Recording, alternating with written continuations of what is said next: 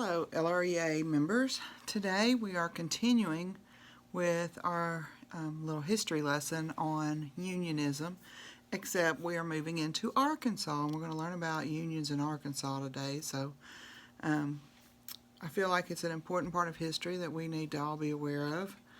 So it goes way back, starts on December 7th of 1839. A group of men who called themselves the Mechanics of Little Rock gathered together for a public meeting to endorse a slate of political candidates. 2 years later, a group of Little Rock workers attempted to form a more permanent organization called the Mechanics Institute. This was the first known attempt at forming a union in Arkansas. However, that organization disappeared, and that was way back in 1839. In June of 1845, a group of carpenters, millwrights, bricklayers, and other artisan workers formed the Mechanics Association of Little Rock. It worked to protect their workers from the competition of convict labor by lobbying the legislature, offering resolutions, and canvassing candidates. In 1858, the Mechanics Association asked the legislature to prohibit slave owners from training slaves as mechanics and to evict free blacks from the state. Act 151, which passed in February of 1859, ordered free blacks to leave the state by January 1 of 1860. After the law passed, though, the Mechanics Association began to break up. In September of 1856, journeyman printers in Little Rock formed a union. It didn't last long, and in 1861 they tried again. Finally, in July of 1865, the printers received a charter from the International Typographical Union, and it operated well into the 21st century, working to improve members' lives through collective bargaining for increased wages, better working conditions, and apprenticeships to train workers to come up into the printers. After the Civil War, Arkansas became home to many unions, including wagon makers in Russellville, agricultural laborers in Pulaski County, Phillips County, and Ouachita County, washerwomen in Little Rock, and carpenters and bricklayers throughout the state. There were also several craft unions formed. In the mid-1880s, the Knights of Labor came to Arkansas, and they got their start in Philadelphia, and their goal was to unite all producers of wealth, regardless of craft, race, or gender, to fight against the emerging wage system, which caused all workers to labor for wages their entire lives rather than gaining economic independence. And just so you know, I got a lot of this information from the Encyclopedia of Arkansas, which is part of the Butler Center, and you can access that yourself if you'd like to learn more about labor unions in Arkansas. It was a secret organization until 1882, and by 1886, there were nearly 3,000 members in Arkansas, mostly along the major railroads in Little Rock, Malvern, Prescott, Waldron, and Pine Bluff. Coal miners joined the Knights from the western part of the state, and agricultural workers joined the Knights from St. Francis and Woodruff counties to raise the membership of the Knights to nearly 5,400 members. Ultimately, though, the Knights lost their members to an ally, the Farmers Alliance, which raided the Knights for members. That's what it's called when one union recruits members from another union. It's called raiding, R-A-I-D-I-N-G. In 1898, coal miners organized as a branch of the United Mine Workers of America, and by 1903, every miner in Arkansas belonged to a union. It became the most powerful union in Arkansas in the early 20th century. The Mine Workers Union established the Arkansas State Federation of Labor in 1904 and affiliated itself with the American Federation of Labor. Does that sound familiar? That's the AFL. The ASFL, which is the Arkansas branch, included all races, which was very, very different at that time, and S.F. Brackney from Sebastian County was its first president. The ASFL established the progressive movement in Arkansas and worked closely with the State Farmers Union. It convinced the legislature to enact a minimum wage for women, to restrict child labor, to regulate prison labor, to prohibit blacklisting of union members, to ban the payment of wages in scrip, which is money issued by a company that could only be used in the company store. It was a way to, keep workers down, and establish the Arkansas Bureau of Labor and Statistics. It also advocated for the initiative and referendum, which is a type of, it's a way of making laws. The initiative, which is the placing of constitutional amendments and acts before the voters via petition of the people, and the referendum, which is the review of legislative acts by the voters at the polls, that's activated by the petition process. Those were new to Arkansas. Women's suffrage was another one of their things they advocated for, and improvements in Arkansas's education system. So now you see unions starting to get involved in child labor restrictions and in the education system. And this was in 1904. Of course, the success of the labor unions caused some employers not to be happy.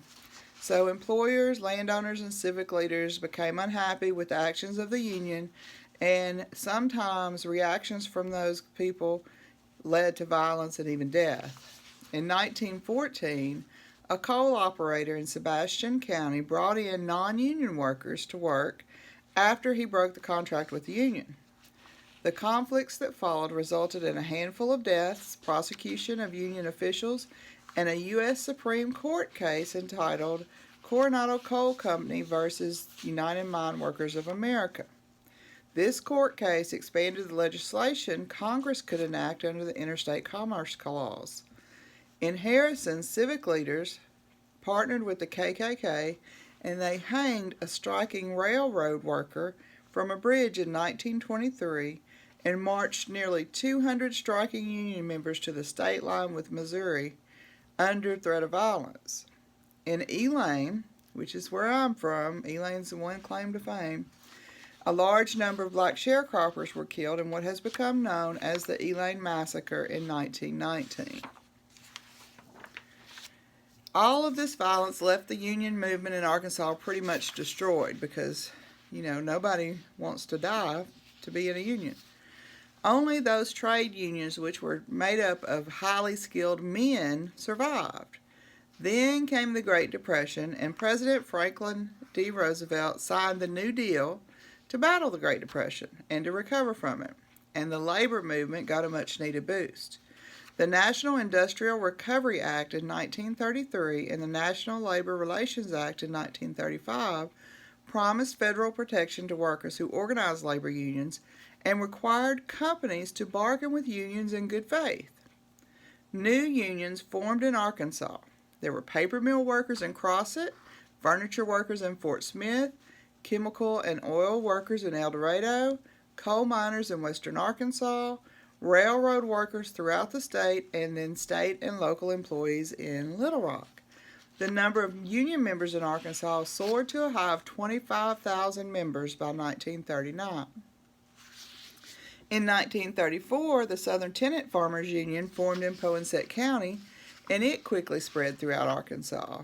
It was an interracial union, which was not common at that time, and it boasted 25,000 members. However, the National Labor Relations Act and other New Deal labor legislation specifically excluded agricultural workers, only covered industrial workers and trade workers, from the protections, and the Southern Tenant Farmers Union could not survive. The success of the unions, especially the CIO union that advanced racial equality, angered landowners and business leaders. In 1943, the Christian American Association convinced the Arkansas legislature to make it a felony to use force or threats of violence to prevent individuals from engaging in the legal vocation of their choice, quote unquote, which essentially could transform picketing into a felony offense because they could say that picketers, they were afraid that they were violent because they were picketing. The next year, the Christian American Association joined with the Arkansas Free Enterprise Association to circulate a petition to enact a law forbidding labor unions and companies from signing agreements requiring union membership as a condition of employment. In the fall of 1943, the state's voters approved the Right to Work Initiative with a vote of 105,300 to 87,652. This inserted the right to work language into the state constitution, where it remains today, keeping Arkansas a right to work state. In 1956, the ASFL and the AIC joined into one union. In December of 1955, the AFL and CIO had merged, forming the AFL-CIO. It set an ambitious legislative agenda to improve the lives of workers, increase workers' compensation and unemployment benefits, revoke the right to work legislation, allow collective bargaining for the public sector unions and interstate workers, passing of wage laws, and improvements in education. It also worked hard to get the poll tax repealed, which was a major obstacle to voting for the working class. But they were unsuccessful due to the growing fight about school integration at the time. By 1964, 15% of the state's non-agricultural workers belonged to unions. That equals about 85,000 union members. The labor movement's power peaked in the 1960s, and foreign competition, the collapse of the New Deal coalition, and the emergence of anti-union or non-union companies like Walmart and J.B. Hunt took their toll. So, that's the quick and dirty history of labor unions in Arkansas.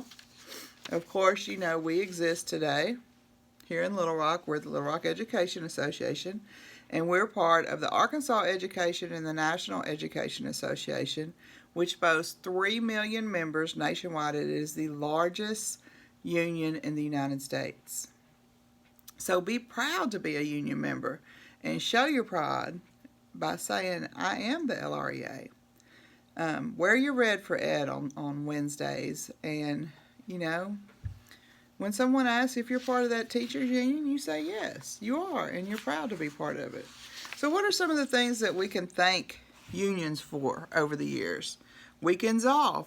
Massive union strikes in the 19th and 20th century led to weekends off. This allowed Americans to be home with their loved ones instead of working 7 days a week.